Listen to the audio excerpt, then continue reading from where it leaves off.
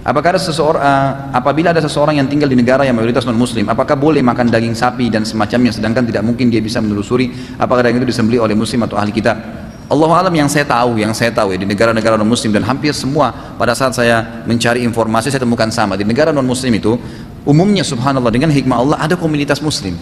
Ada komunitas muslim, kalau kota-kota besar ya, lain kalau memang di pedalaman yang jauh, pelosok itu mungkin lain. Tapi kalau di kota-kota besar ya, kayak di Australia ada di Melbourne, ada di Sydney, ada di Brisbane, di kota-kota mungkin di London, di Eropa, di Paris, mungkin di Perancis, itu di kota-kota besar umumnya ada komunitas muslim. Dan umumnya ada, mereka punya hari Jumat, mereka sholat di mana, nanti setelahnya ada makan-makan, ada yang jual makanan, itu ada insya Allah gitu kan, ada. Dan saya lupa, ada salah satu pengusaha muslim itu, dia tinggal di Inggris itu, dia sampai punya cabang cukup banyak di negara-negara minoritas muslim ini, itu yang memang dia jual daging halal, dia jual semua itu mestinya.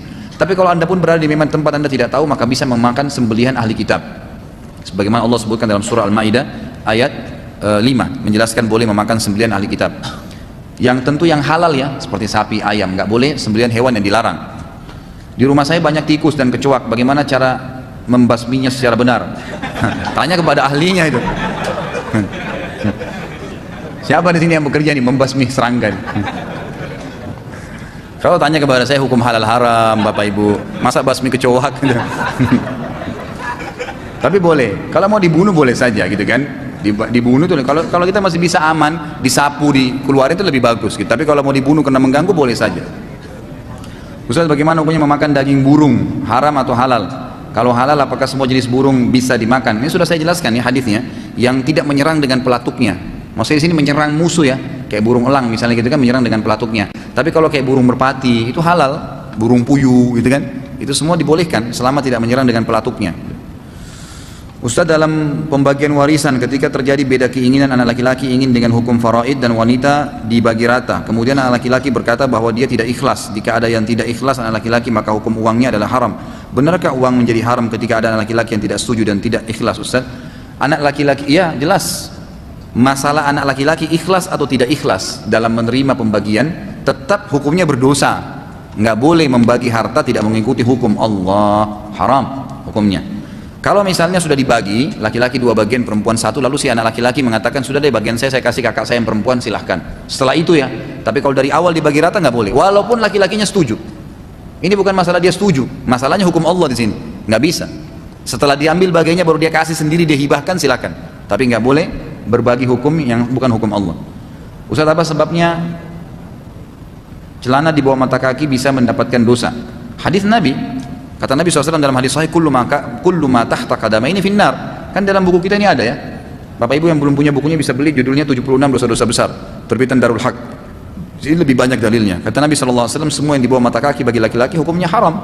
Ya, dalam api neraka itu ada ancaman memang. Dan sudah panjang lebar saya jelaskan, itu bisa dilihat di bahasan dosa-dosa sebelumnya. Saya ingin menikah, apa yang harus saya lakukan untuk memilih calonnya? Bagaimana kriteria menurut Islam? Ini banyak yang mau menikah ini. Daftar lagi ya. Jadi kriteria saya sudah bahasakan, selalu tolak ukurnya cuma satu, agama dan akhlaknya. Wasiat Nabi SAW untuk wanita apa? Wahai wanita dan walinya, ayahnya, kalau telah datang kepada kalian laki-laki yang kalian ridhoi agama dan akhlaknya, terima lamarannya. Kalau tidak, terjadi kerusakan. Bagi perempuan, bagi laki-laki, wanita dinikahi karena 4 hal: hartanya, kecantikannya, keturunannya, dan agamanya. Dan dahulukan agamanya, maka aman hidupmu. Jadi selalu tolak ukurnya adalah agama. Yang kedua baru datang fisik, datang kekayaan dan seterusnya. Waktu tawaf putaran 1 baca doa, putaran 2 doanya beda lagi, 3 doanya beda lagi, apakah itu termasuk bid'ah? Enggak, sama sekali, bebas, berdoa apa saja, silakan. Karena Nabi SAW membolehkan meminta doa apa saja pada saat tawaf, jadi boleh saja. Bagaimana hukumnya sholat tasbih yang dikerjakan 1 bulan sekali? Enggak ada masalah, boleh saja. Karena Nabi SAW dalam sholat tasbih yang dihasankan oleh Syekh Albani, hadisnya kata Nabi kepada Abbas radhiyallahu anhu, saya ajarkan kamu sholat wahai pamanku, kerjakanlah setiap hari sekali. Kalau kamu tidak bisa seminggu sekali, kalau kau tidak bisa sebulan sekali, kalau kau tidak bisa setahun sekali, kalau kau nggak bisa minimal sekali seumur hidupmu. Berarti di sini ada dibolehkan sebulan sekali, nggak ada masalah. Boleh nggak datang reuni SMP dan reuni SMA? Kalau tidak ada maksiat silahkan. Kalau nggak ada maksiat, dibuat pengajian misalnya, nggak ada masalah. Gitu kan? Ustadz, hukum memberi infak pada pengemis di pinggir jalanan, lalu bagaimana perihal larangan dari pemerintah, undang-undang yang melarang memberi?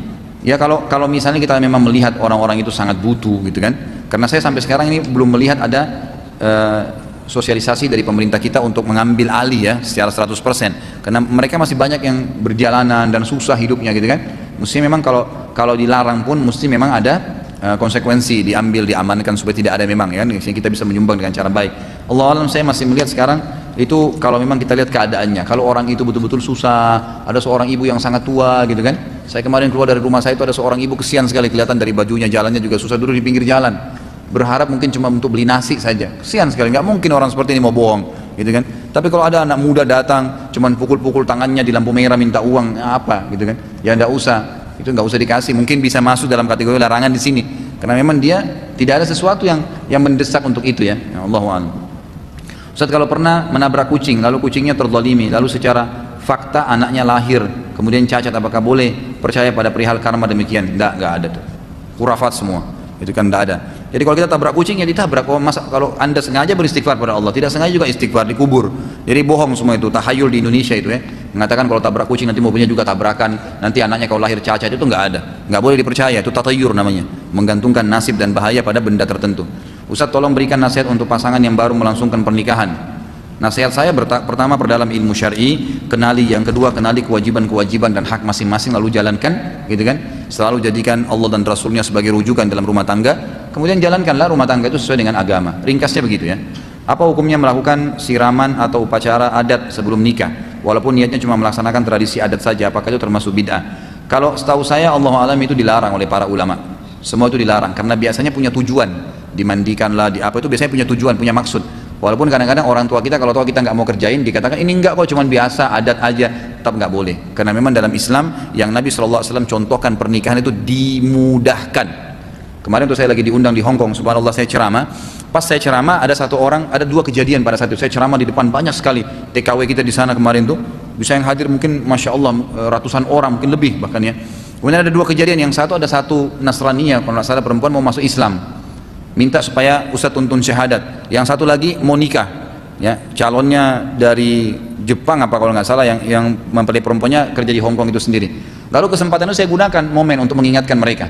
Saya bilang, perhatikanlah mudahnya agama Islam, dicontoh yang saya praktikin. Anda ibu yang mau masuk Islam? Iya katanya. Baik, sekarang saya tuntun syahadat Anda di tempat Anda. Nggak ada kewajiban mandi, nggak ada kewajiban apa-apa. Syahadat dan Anda sudah muslimah. Anda meninggal semenit kemudian Anda akan masuk surga. Silakan, asyhadu an la ilaha illallah, asyhadu anna muhammadar rasulullah. Diucapin syahadat sambil menangis ibu itu, subhanallah. Sudah selesai. Udah ya, ini sudah muslimah. Saya bilang, Anda mau ucapkan selamat sama dia silahkan, tapi begini, nggak ada yang lain untuk syahadat. Jadi jangan tunggu syahadat teman-teman yang Anda kenal atau siapapun. Syahadat yang penting. Nggak usah kasih buku tebal dulu nih pelajarin ya, baru suruh syahadat, gitu kan?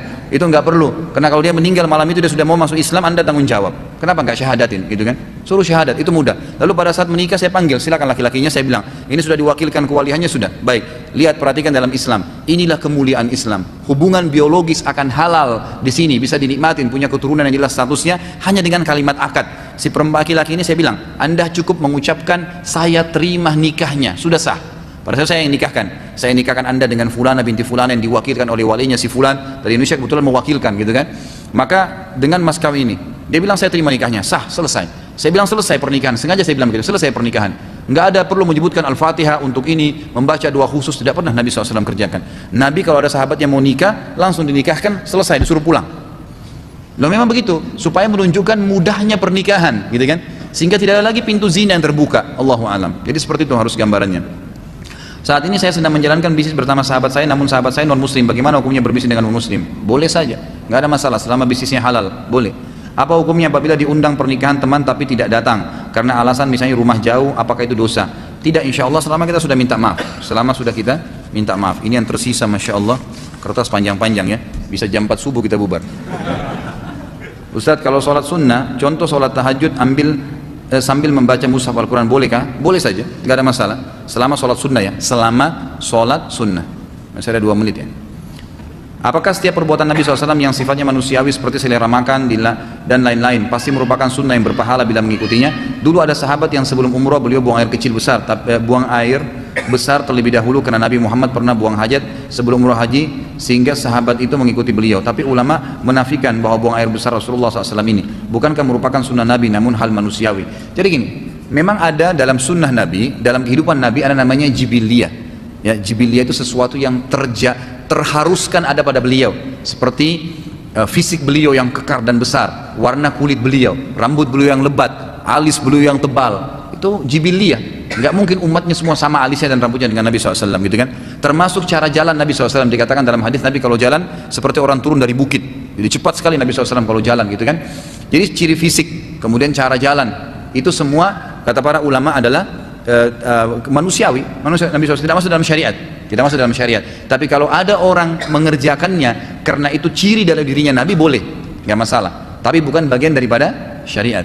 Termasuk dalam sini adalah masalah imamah. Ya, imamah itu bukan bagian daripada syariat Islam sebenarnya. Tapi Nabi SAW memakai imamah, dan perlu ditahu zaman itu orang kafir Quraisy pun pakai imamah. Jadi pakaian orang pada saat itu ya. Jadi tidak ada secara khusus memang Nabi memerintahkan pakailah imamah misalnya, gitu kan? Ini disebutkan oleh Dr. Sulaiman Rahili pada saat saya sedang berjalan bersama beliau, dan beliau jelaskan kepada saya imamah termasuk bagian daripada kebiasaan Nabi SAW, tidak masuk dalam bagian syariat, gitu kan? Nah ini boleh dikerjakan dengan niat Nabi pernah kerjakan, dapat pahala, tapi bukan bagian daripada syariat, gitu kan? Kalau masalah makan itu jelas. Tadi yang kita sebutkan masalah daging kambing misalnya, digemari oleh Nabi SAW. Dan saya sudah pernah bawain buku kecil kan, ada buku kalau nggak salah setengahnya buku ini ya. Judulnya itu apa sih itu hari, ada gambar makanan. Ya buku itu saya anjurkan, di situ ada makanan-makanan favorit Nabi SAW. Ada hadis yang menyebutkan 5 hewan yang dianjurkan untuk dibunuh, salah satunya adalah tikus. Kalau tidak salah hadisnya seperti apa matanya dan apa sahih sanadnya. Lalu apa hikmahnya? Iya benar. Jadi anjing hitam ya yang polos tadi, kemudian tikus, cecak, kalajengking dan ular ya. Ini termasuk yang dibolehkan untuk dibunuh, hadisnya sahih ya dengan sanad yang sahih. Ini kalau tidak salah riwayat Imam Nasa'i, Imam Abu Dawud, Tirmidzi, ada 3 imam yang meriwayatkan hadis itu. Mengapa kotoran kucing juga najis? Saya pernah mendengar hadis sahih bahwa bila suatu bejana air minum di jilat kucing, maka Rasulullah membolehkan dan tidak beliau anggap najis, karena Rasulullah menganggap kucing termasuk hewan yang biasa berada di sekitar kita. Mengapa kotoran kucing najis? Karena dia bertaring, gitu kan? Dan semua yang bertaring dalam hadis dikatakan, yaitu berarti kotorannya, semua yang haram dimakan dagingnya, maka kotorannya menjadi najis. Apakah benar hukum larangan memakan daging hewan bertaring ditaksis, dikhususkan dengan kebolehan memakan dubuk ya, atau hyena? Hyena atau dubuk merupakan salah satu hewan buas yang bertaring, tetap tidak boleh. Tidak ada pengkhususan. Semua yang bertaring dalam hadis sahih Bukhari dikatakan haram dikonsumsi. Tadi antum menyebutkan lukisan tumbuh-tumbuhan karena termasuk makhluk hidup. Apakah haram bila berada di rumah? Apakah tidak bertentangan dengan hadis bahwa Rasulullah mengajarkan bila harus melukis maka boleh melukis tumbuh-tumbuhan? Tidak, saya sudah bilang kan, saya tidak mengatakan lukisan tumbuh-tumbuhan tidak boleh. Jadi melukis tumbuh-tumbuhan itu tidak masuk dalam larangan, karena harus yang dilarang itu yang berjiwa, yang berjiwa itu seperti ruh ya. Itu umumnya ulama mengatakan manusia, jin, hewan, dan orang, ulama sebagian memasukkan malaikat, sebagian lagi memasukkan malaikat. Allahu alam. Kalau benar dari Allah, kalau salah dari saya mohon dimaafkan. Subhanakallahumma wa bihamdika asyhadu an la ilaha illa anta astaghfiruka wa atubu ilaik. Wassalamualaikum warahmatullahi wabarakatuh.